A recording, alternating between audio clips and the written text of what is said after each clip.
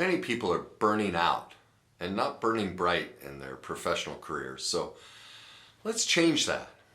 And the first thing to do is, and this is tough, you're going to have to be willing to let go of some long-standing beliefs. And the first one is that, look, we've had this belief system, you've got to be a grinder and just go, go, go. Now, 100 years ago that was true. I mean, for people, that mentality was developed over the last couple hundred years because people needed that to survive. If they didn't go out and plow the fields and do things like that, they couldn't feed themselves. Well, our culture is much different. Our life is really, really easy in comparison. We can live without grinding it much more effectively because with the advancements of technology, it's just made life easier. And the proof that that model doesn't work is for, Gallup has done polls, and for many years they found only 7% of people are satisfied with their careers. Well, there's two reasons for that. One, most people are in the wrong career and they don't know why, which I'll help you discover, where that comes from and what you can do about it. And the second is because of that mentality, be a grinder. That's why, studies are showing when you overdo it like that, you're less effective, less proficient.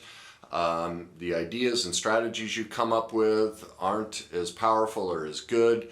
You slow down your progress, it generally takes you twice as long. And that's why you're seeing, especially in professional, the first place it's starting is in athletics. They're starting to back off. Remember, it was, it wasn't 30, 40 years ago. They drove everybody into the ground. That was the way to be better. Well, now the NFL, all these pro teams it's all about rest.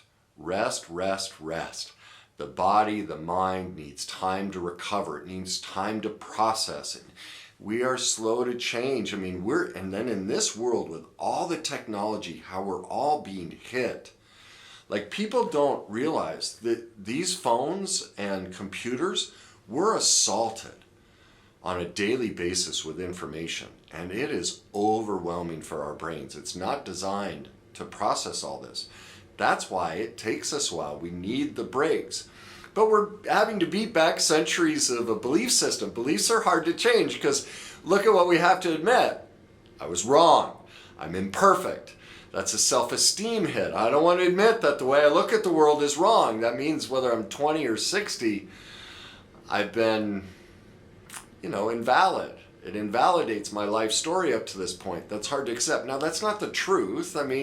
Life is all about learning new skills, new tools. It's growing and adapting. We're changing constantly. We're just doing the best we can in every moment.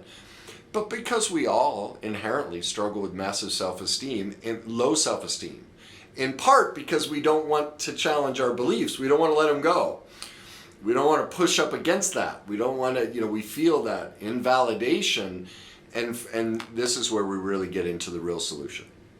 The problem is everything we do is feeling based, not thought based. And that proves it because I'm giving you clinical thought that will change your life and make you more proficient. But the feeling comes up of, oh, I'm inadequate. I was wrong. Those are all feelings. And so we push it away. That we have to shift the feeling. That's if you want to grow personally and professionally, the single greatest untapped area of your potential is emotionally, because everything we do is emotion based. The way our brain and body, you're processing everything I'm saying, you're having an emotional reaction before you ever get to thought.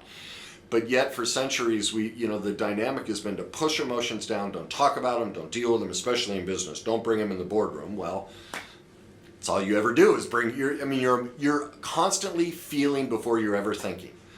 Now that's hard for people to accept, but that's what modern neuroscience showed. Candace Pert, Antonio Damasio, all the experts in the industry, have shown that we're constantly emoting, and even the way our brain processes information. So the first step is lean into that feeling of, I don't want to deal with my feelings. I don't want to be wrong. I don't want to try something new. All of those are feelings. All of that pushing away is a feeling. Now, the question is, where does that come from? Well, for all of us, that's childhood. Every single one of us. We learn those feelings from our parents and how they controlled us, and we're perfectly imperfect. And so what's really happening in that moment is like, gosh, man, I'm feeling old pain that I haven't dealt with. And that's where the solution lies, and why we choose to burn out instead of burn bright. Because you look at people like Gary Vaynerchuk, you know, he might be the greatest grinder on the planet. You know, he works 70 hours a day and has 25,000 companies, and he's screaming and yelling at everybody, go, go, go, go, go. Well, just listen to him tell his life story. He admits, because of his insecurity and his fear and his feeling inadequate, the only reason he works so hard is so he doesn't have to feel that. Do you see how it's a medication? And so yeah, he gets all these accolades, and you know, he's made money and stuff, but he has no life. None. He just works nonstop. And look at if you look at his posts from when he started, and you look at how, no offense, his health has gone down. The bags under his, he looks miserable. He looks destroyed as a person. And that's what happens. We can never outrun those feelings. No matter how much we work, you know, many people use their work to medicate away their pain. You know, we also use the gym and pills and pot and all these different things. But, you know, the grinder mentality, that's all about medicating pain. And he's a primary example. Now, please don't hear me as disparaging him. You know, he's done some wonderful things. He teaches, he's helped millions of people. You know, he's a very kind soul. But the culture hasn't given him permission to face his pain. And so he's found a coping skill that is working right now to some degree, but it's imploding on him. And you'll see it. It's going to explode. You can't outrun it. And that's why so many successful business people burn out and end up exploding and imploding. You can't outrun those feelings. You just can't. Eventually they catch up to you through your health, through self-destructive behaviors, through burnout, and all of that. So the first thing to recognize is you have also picked your career because of the pain you haven't addressed. I talk about this in my book, Your Journey to Success. There's a whole chapter, but I know that whichever career you're in, I know what your trauma history was in childhood. That's what the brain and body does. It just seeks to repeat the unhealed pain, and that's why only 7% of the population is truly satisfied at work. They're just reliving their pain against themselves, okay? So let me give you some examples. Like every single person that's ever been, you know, I've ever run into that's in the financial world, you know, a financial advisor, all of them had issues about money growing up. They're just reliving it. That's all they're doing. Insurance, same thing. No safety in the home. Real estate agents, pure chaos in childhood. They moved a lot. They moved in influential time. There was pure chaos in the home, and so they're reliving the process because buying and selling homes is just pure chaos. And that's why so many realtors, their lives are pure chaos. Disorganized, I mean, it's a trait everyone talks about, how they're so disorganized and all over the place. And there are thousands, you know, here in Phoenix, I think we have 40 or 50,000 realtors, but only like 2,000 to 5,000 that actually practice. Because of that, it's just so much pain and turmoil. They can't stay focused long enough to do their career. I remember a very profound moment when I was writing my book. I had a ghostwriter because I needed help with editing and things like that. And we were doing this chapter, and she said, well, what about me? Why am I a ghostwriter? And I was like, do you really want to know? She's like, yeah. And I said, well, what is it you do? Kind of looks at me, you know, we're doing Skype. She kind of looks at me and says, well, I write. And I said, yes. And what do you write? People's stories. Yes. And so, why would you write other people's stories? Well, to give them a voice. Yes. And so what you're telling me is that in your childhood, you never had a voice. You were never allowed to live and write your own story. And so you're reliving that by writing and living other people's stories. You had to sacrifice your childhood to take care of your parents and meet their emotional needs. And she just broke. She had never put the connection because we don't teach this stuff. And so here's the key with your, I'm not saying your career is It might be wrong for you. It's like I talk about in my book, I played pro hockey, pro golf, construction. I had several careers before I found what I'm really meant to do. There are always things that are working for us in our career and working against us, but 93% of the population, their careers are working against them, or they're reliving their trauma. And so the question to ask yourself is the negative parts of your career, the parts that drive you crazy and all the frustrations, the lack of money, or whatever the struggle is. Ask yourself, how does this feeling, when that feeling comes up, the anger, frustration, sadness, confusion, whatever it may be, and most people struggle with their feelings, so go to Google and type in feelings list and print one off and look at it, and you're going to see there's some characteristic feelings, pardon me, to your career. And ask yourself, when was the first time I felt this feeling? And it's going to tie into childhood memories. And so you're reliving that pain against yourself. And so you've chosen that career in an attempt to scream back at you the pain and trauma that you haven't addressed. That's all it is.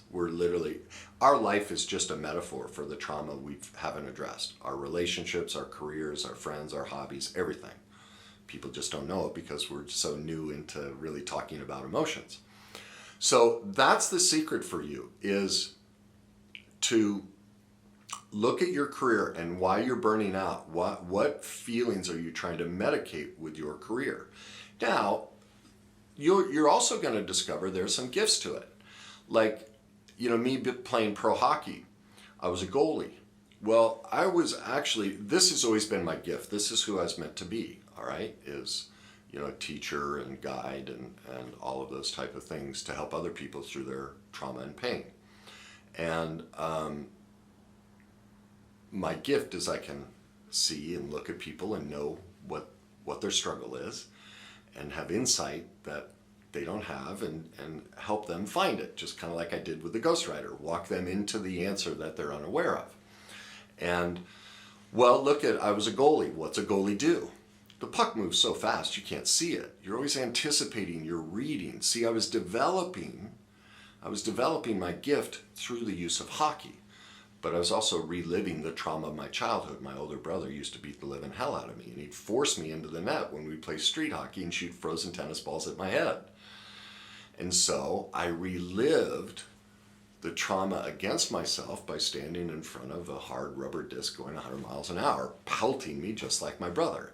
That's what most people are doing with their careers. They're just getting pelted by the pain they haven't faced. Now within that, just like with me, I learned to hone a natural gift I have of seeing and helping people through their stuff, because goaltending is all about reading a situation and seeing deeper patterns that most people can't see. Just the position of somebody coming down the wing and knowing instantly, okay, this is how the play is going to develop. I'm ahead of the play. Well, that's what I am with clients. It's the same thing. So I was developing that skill. It doesn't mean it was necessarily bad. It just wasn't my calling. Okay? And so that's what you're struggling with, as you're reliving that. Now, the biggest thing you're going to come up against is all the excuses not to look at this. All right? Several of them man, I can't afford to look at this. I can't afford to stop the grinding. I can't afford to, I'm already struggling financially. I can't invest in learning about this. I don't have the time or money. Well, that's not true.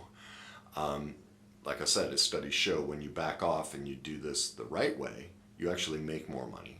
Also, the other thing to look at is, what's it cost you? What's your health right now? How much are you spending at the doctor as you avoid all this pain? How much are you spending on Netflix and chill, booze, pills, pot? You're spending a boatload of money to avoid this pain. You have tons of money. Very few people are out on the street struggling with this. They're grinding away. You have tons of money to put towards this. You just have to choose. Am I going to put the money that I have towards what I'm using to medicate it with? Or am I going to choose to put it towards the solution?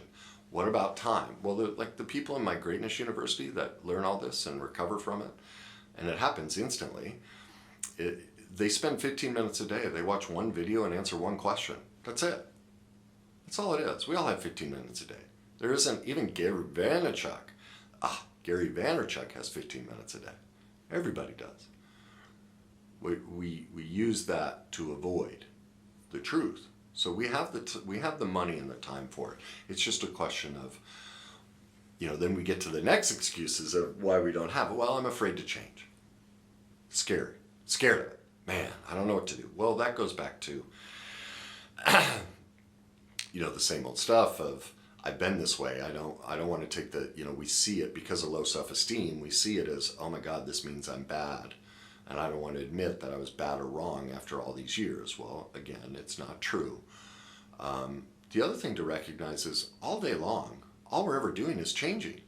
Our whole life we've changed. How many careers have you had? How many relationships have you had? How many friends? How many hobbies? Life is we are changing every moment, just driving down the road, changing lanes. Somebody, oh my God, I got to change. We change constantly. The question is, do you want power over the change? Like for right now, you're a victim to the change. It's controlling you. You're overworking, all the ways you're medicating. You're a complete slave to your avoidance of change. Like change is doing you. Well, all this is advocating is, okay, I'm going to be in control of my change. I can do that. Wow, that sounds actually a lot better, much more empowering. Then the next one is people are afraid to commit.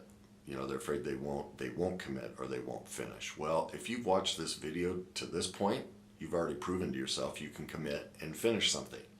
Like, that's not true. It's just a choice.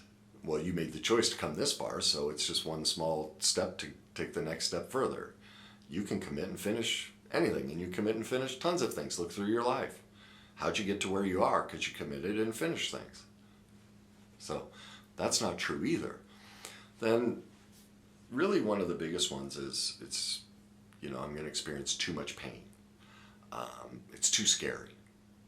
Well, again, that's not quite true either. The thing to recognize is if you don't do it, you're just choosing to add more pain to your life. Because you already know. You've been through divorces, career changes, bankruptcies, addiction issues, whatever they are. You've already faced a ton of pain. The question is, by not doing it, are you willing to experience more of it? Because it's guaranteed. You won't outrun it. And you know it. You can look through your life and the pain keeps building. So, which is scarier? To stop the pain or to keep reliving it? Well, at least to me, I don't want to relive it. I don't want more of it. Well, the only way for that to happen is to choose to face it. Now, the other thing that, about the scariness of facing all this is when we sit here and project of what would happen if we dealt with this and how awful it would be, is we project all of these terrible scenarios. Well, it's been my experience and every client I've worked with, all of those things they project, they're all wrong. None of them come true. They don't ever happen. It's all false. The other thing that happens is the scariest part is making the choice to go from here to here. But here's the tough part. Until you make that choice, you won't know it. It's sitting in, right now you're in purgatory trying to make the choice. You're in pure hell. Well, as soon as you go here, purgatory ends. And in that moment, the instant realization is, oh my God, this is just discomfort. It doesn't end to all those, doomsday things I thought would happen, don't happen. But the other beautiful thing that happens here is you look back and go, oh my God, I had no idea that was the pain. This is just discomfort. That was pure hell. See, when we're here, you're not even aware of how much pain you're in. Most people aren't. Some of you are, but most people are like, nah, it's not that bad, I'm okay. Because I've done this before, shoot, I need a piece of paper. But the way pain works is it's usually little things that bug us. Just like a little piece of paper falling on us. Little irritations and we go, never mind. and the next day we don't think about it. And so it's all these little pieces of pain moments landing on us over and over and over. Well, if I dropped one piece of paper on you each day, you wouldn't even notice it. You'd be like, no big deal. But over time, it accumulates to this book. And so if you're in your 30s, 40s, 50s, I'm sorry, this book is huge. You just don't feel it. Well, it's showing up in your poor health, your poor relationships, your financial struggles. That book is massive, but you can't feel it because all those little moments were added one piece of paper at a time. And once you make the choice, that's what you see. Oh my God, I had no clue how miserable I was and how awful that was. This is nothing. This is easy. That was hell. What it takes is the choice. That's it. That's where freedom is, the choice. So, if you want to stop burning out and start burning bright, it all comes down to that. I'm done. I'm done. And I may not feel that pain. I may have these fears. But I want this. I'm ready for this. I'm ready for that freedom. And if that's what you're looking for, reach out to me. Whether it's my book, whether it's my classes, working one-on-one, that's what I can help you do, is to burn bright again and show you that pathway so you can see how your career and all these different things are keeping you from the greatness that's within you, and the peace and the freedom and the spontaneity and the joy that we all deserve personally and professionally.